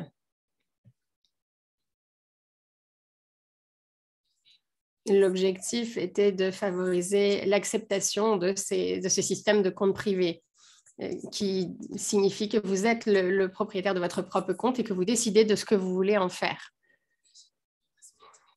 Et nous nous battons contre cette campagne de publicité qui était partout dans les médias. Et on essaie de faire passer notre message pour que les travailleurs sachent qu'il nous faut changer ce système.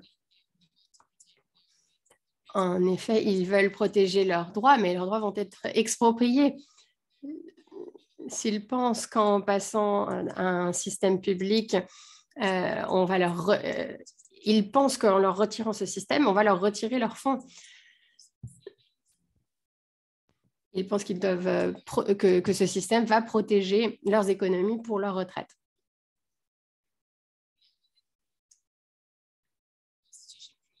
Et dans ce processus de constitution, nous avons fait face à de nombreuses objections, car cette rhétorique a eu un impact très fort sur la compréhension du système. Beaucoup de personnalités politiques élues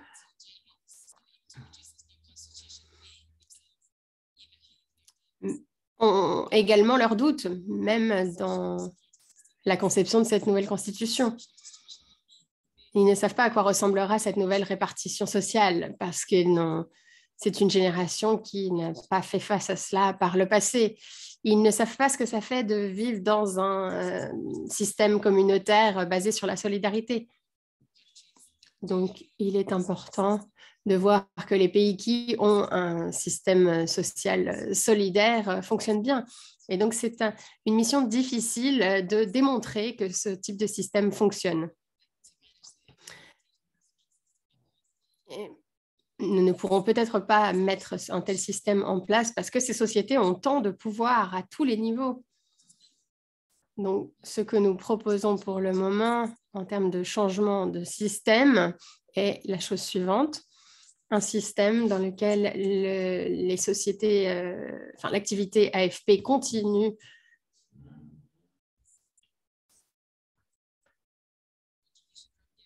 et les cotisations des travailleurs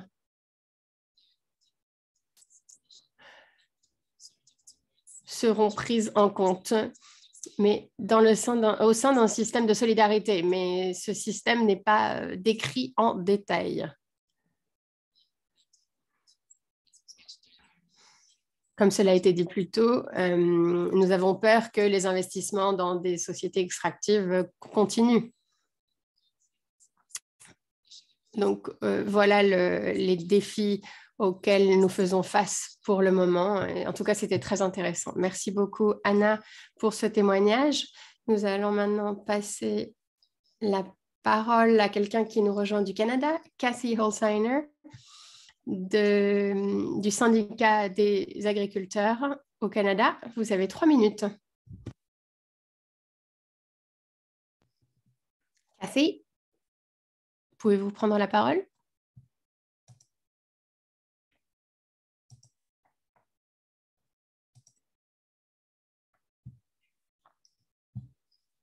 Bonjour, Cathy. Je vais essayer d'allumer ma vidéo. Non, bon, c'est pas grave, vous n'avez pas besoin de me voir. Je m'intéresse au système chilien. Je me rappelle avoir lu un article sur ce qui a été mentionné par Anna, Naomi Klein's book sur la doctrine sombre. Il était expliqué que la rhétorique de droite était utilisée au Chili.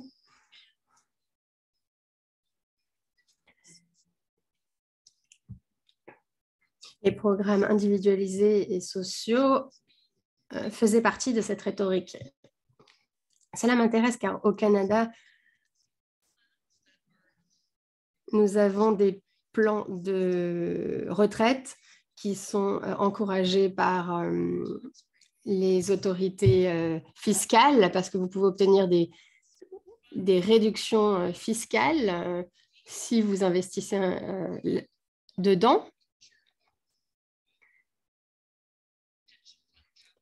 Donc, il s'agit là de capitalisme des fonds de pension.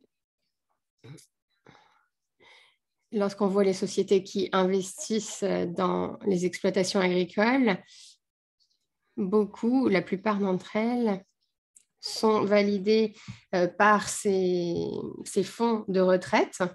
Donc, ils obtiennent finalement des réductions fiscales et donc les investisseurs ont un avantage pour s'accaparer ces terres. Et cela promeut la concentration d'exploitation agricole et un changement de propriétaires agricoles, notamment dans le Saskatchewan.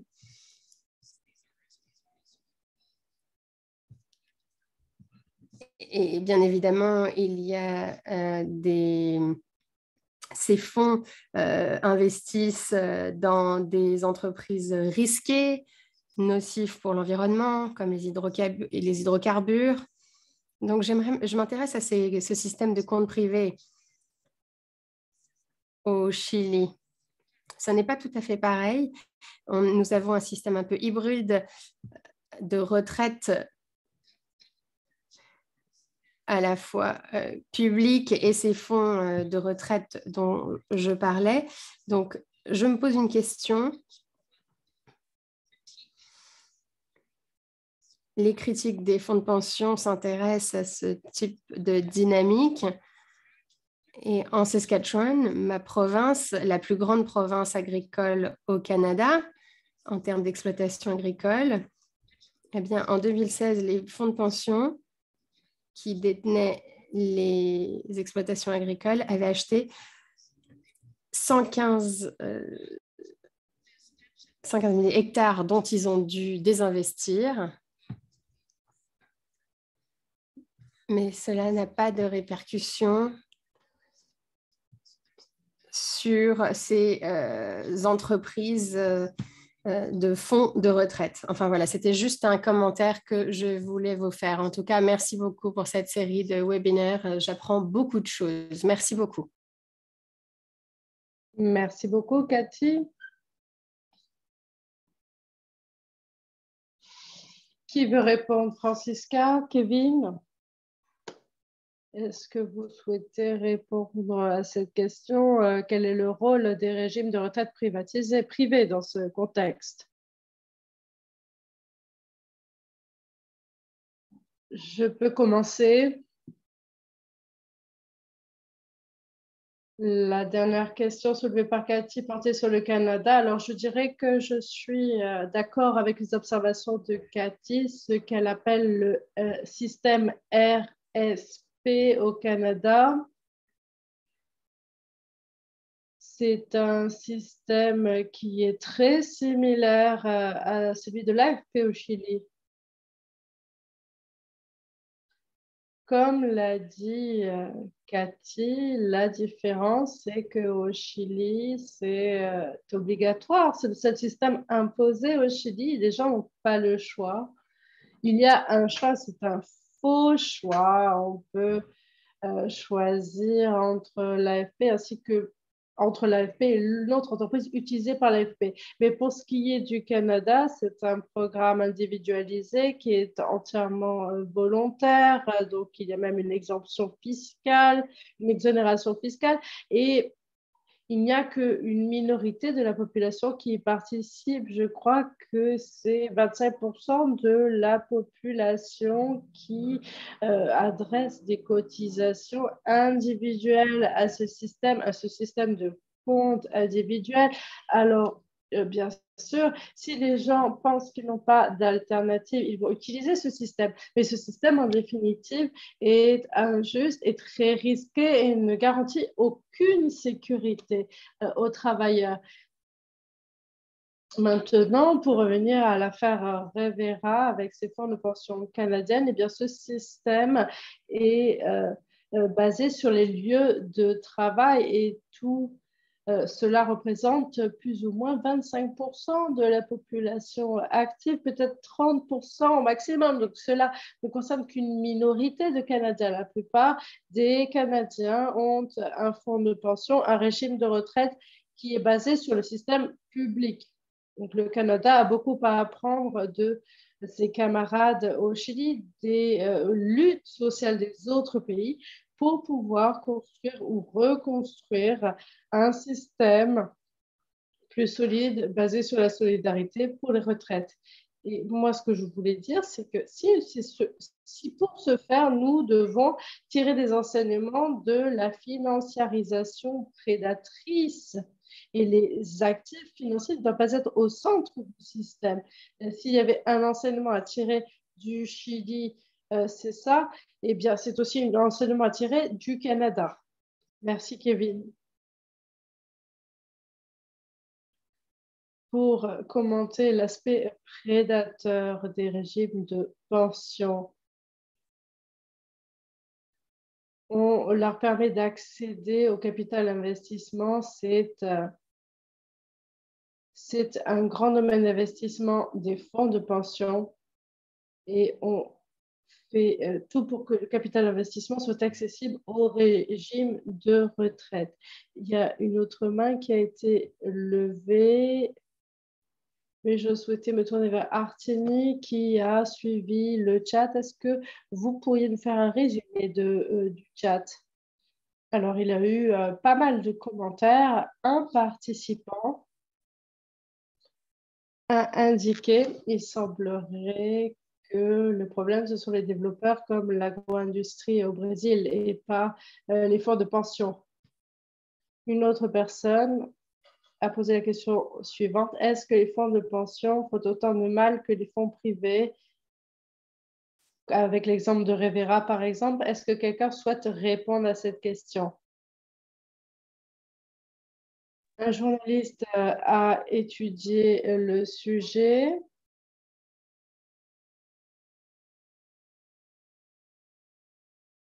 Il y a des coordonnées qui ont été partagées et donc qui souhaiteraient être contactés. Nous allons vous faire passer leurs coordonnées. Merci, Carsini.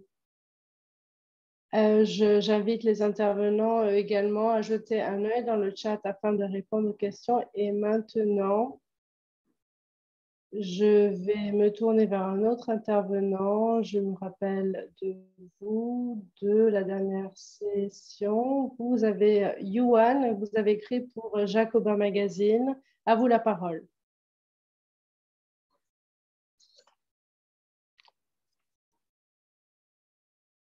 Est-ce que je peux allumer ma caméra? Je ne vois pas la possibilité. Je n'ai pas l'impression que j'ai la possibilité de le faire bien. Est-ce que je peux continuer? J'ai envie de vous dire, lancez-vous. Bienvenue à tous et je remercie les organisateurs, je remercie les intervenants. Je m'appelle Yuan Gibb. Je suis assistant visuel pour un syndicat qui rassemble de nombreux syndicats de nombreux pays. Nous avons des bureaux à Sao Paulo pour le continent américain. Et donc, nous nous occupons du Canada jusqu'au Chili. Nous avons beaucoup de travaux ici. Nous avons également d'autres bureaux à l'international. Nous souhaitons construire des ponts entre les différents acteurs de la région. Laissez-moi vous donner un exemple. Il y a eu une compagnie qui a été récemment privatisée. Kevin nous en a parlé durant notre première rencontre. Il nous a parlé des travaux entre les filiales brésiliennes et canadiennes d'une certaine entreprise.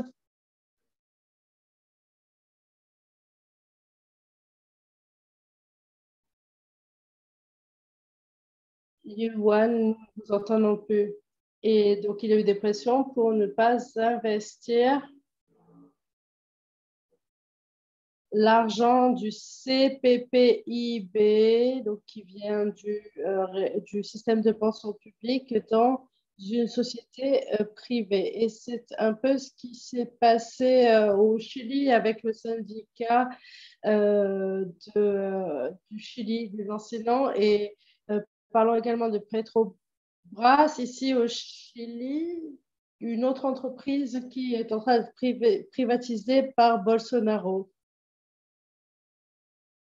il y a un système, donc une grande entreprise énergétique brésilienne qui va être privatisée et qui va être lancée demain à la bourse de New York. Et ça, c'est une question stratégique que l'on ne peut pas régler. On a parlé également de contrôle public démocratique de ces entreprises. Eh bien, le système public de l'eau et le système électrique étaient sous contrôle démocratique populaire.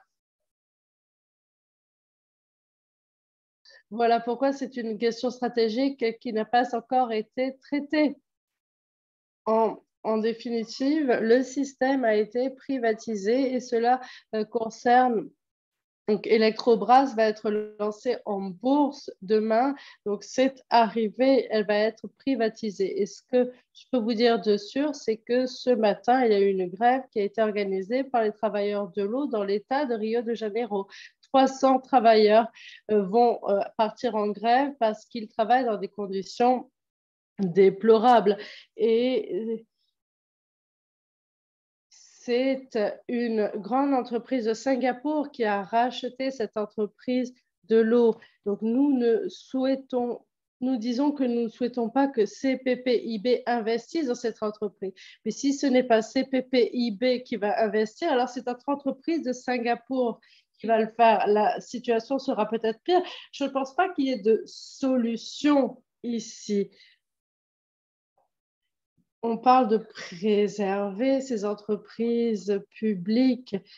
On parle également de démocratiser ces fonds de pension. Donc, ce que je voulais vous dire, c'est qu'une partie du travail d'organisation au Canada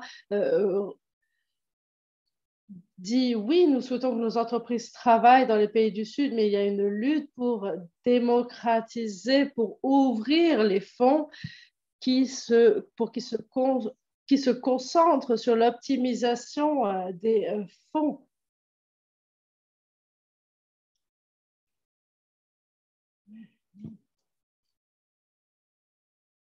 Mais pour moi, il y a deux parties ici dont il faut tenir compte. Il y a deux choses à prendre en compte dans cette stratégie. Merci, Yoann, pour ce commentaire. Ce qu'il faut savoir ici, c'est que l'un des objectifs de ces webinaires, c'est de lancer ce genre de discussion. Et ça, c'est ce que Grain et Growing Culture veulent, puisque nous souhaitons encourager les différents groupes à se mettre en contact et peut-être s'organiser. Alors, nous aurons peut-être une autre réunion afin de pouvoir approfondir notre discours sur la stratégie. Il nous reste encore quelques minutes, alors je vais laisser le micro à Kevin ou peut-être à Peter, puisque la plupart des questions étaient pour Kevin. Je peux vous répondre très rapidement. Alors, la réponse très courte, c'est oui, les syndicats qui essaient de lutter souhaitent de la responsabilisation plus démocratique de ces fonds de pension. Ce qu'il faut savoir, et nous en avons parlé durant le premier webinaire, c'est que ces 30 dernières années, il y a eu des suppositions. On supposait que des discussions syndicales suffiraient pour arriver à la démocratisation, pour arriver à restreindre ces fonds de pension afin qu'ils respectent les droits des travailleurs et l'environnement. Et l'histoire, la rhétorique ici, notre argument, c'est que cela ne fonctionne pas. Même les entités les plus agressives, comme les plans de pension de l'enseignement au Chili, eh bien, ils sont gouvernés par des représentants de certains syndicats. Donc, ce que je veux vous dire, c'est que nous devons reconnaître que cette direction conjointe ne suffit pas. qu'il nous faut aller plus loin et parler de sujets, comme Cathy l'a dit, il faut restreindre la financiarisation des terres agricoles. Il nous faut des règles juridiques qui interdisent l'administration de domaines tels que la santé et l'eau financiarisés. Ces fonds de pension ne peuvent pas acheter des parts de Electrobras au Brésil. Nous devons rendre ces opérations impossibles. Il nous faut donc trouver un moyen d'inverser le processus afin que ce soit impossible et nous devons également démocratiser la prise de décision. Merci Kevin. Je me rappelle également votre dernière présentation. Vous nous avez dit qu'il y a eu beaucoup de lobbying au sein du processus de privatisation.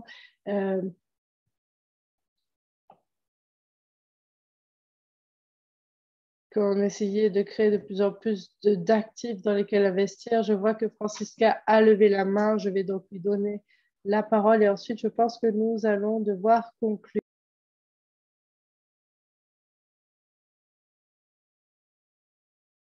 Je souhaitais juste ajouter quelques mots. Il s'agit d'un sujet clé dans la lutte culturelle dont elle a parlé. Les retraités, ceux qui cotisent, ils ne peuvent pas contrôler ce que l'on fait avec leur argent.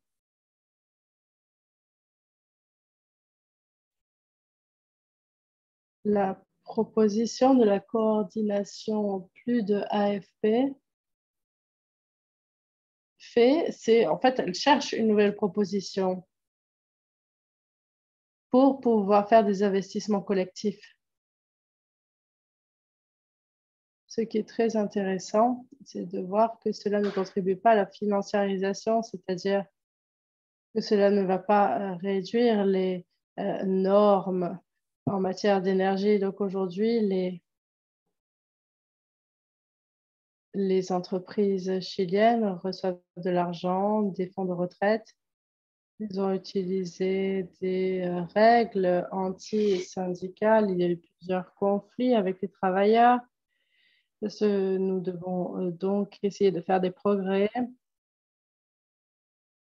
Nous devons améliorer ce système en ayant plus de garanties et nous devons tenir compte d'éléments démocratiques, ce qui serait très intéressant également. Et donc, on nous a parlé d'accords de libre-échange.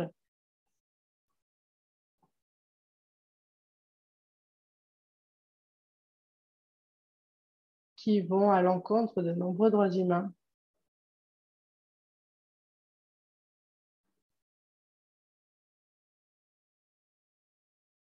Et voilà, c'est tout ce que j'avais à dire. Je souhaitais également vous remercier de nous avoir invités à participer à cet échange.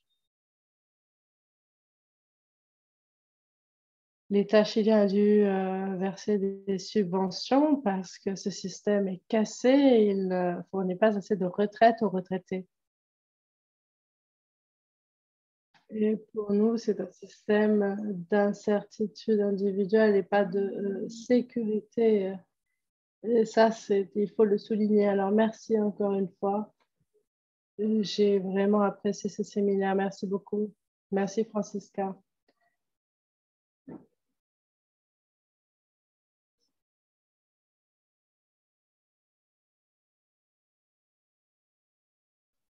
Peter, vous avez 1 minute. Je vais essayer de fournir quelques réponses sur les fonds de pension ou sur les agro-industries. Nous n'avons pas vraiment le temps, mais l'essence de la financiarisation, c'est que l'on ne peut pas distinguer les acteurs purement financiers et les multinationales non financières, en tout cas comme on les appelle, parce que ces multinationales non financiarisées sont devenues financiarisées.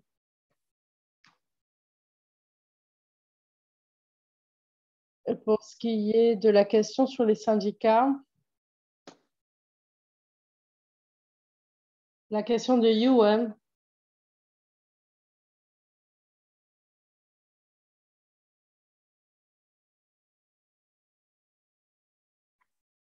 Et on a parlé ici, ce qu'il faudrait faire, c'est faire le lien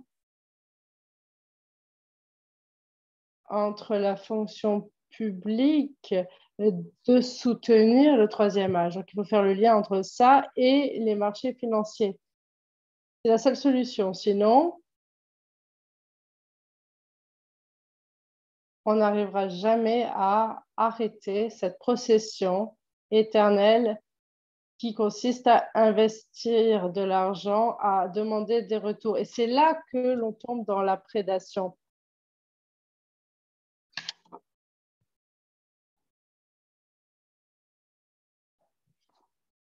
Et donc, ce qu'il faut faire, je pense, c'est de garder un contrôle public. Et la solution, ce n'est pas le désinvestissement. La solution, c'est de créer un système très différent. Et pour revenir sur une question qui a été soulevée, si ce n'était pas un fonds de pension canadien qui investissait, eh bien, il y aurait un autre fonds souverain qui investirait.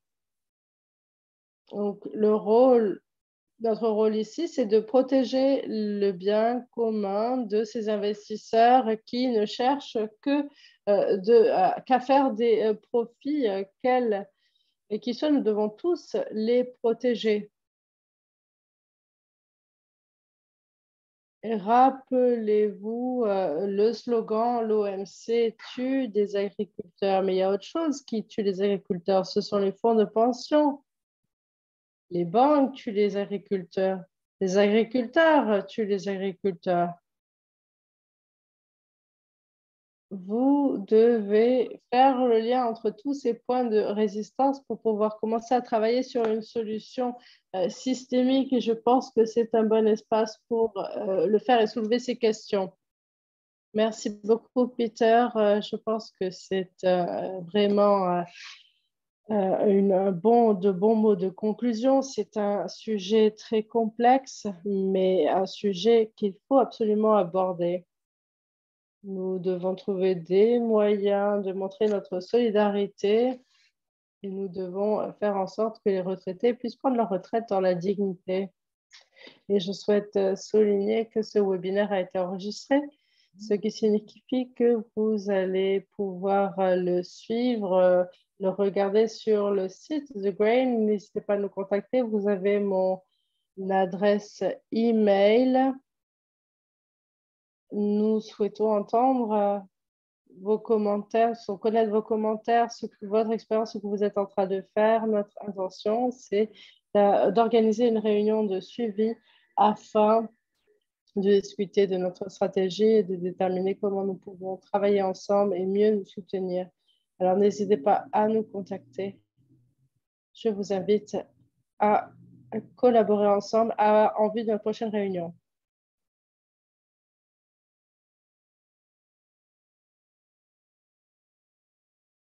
Je remercie le public. Je remercie tous les commentaires. Je remercie les interprètes qui ont fait du bon travail. Nous avons eu ils ont fait du bon travail aujourd'hui. Et je remercie également l'équipe de Growing Culture et qui nous a permis d'organiser cette réunion. Sans eux, ça n'aurait pas été possible. Je m'arrête là. Je vous invite à aller sur notre site web pour avoir plus d'informations. C'est un point de départ et nous avons hâte de pouvoir collaborer avec vous dans les semaines, dans les mois qui viennent. Merci beaucoup.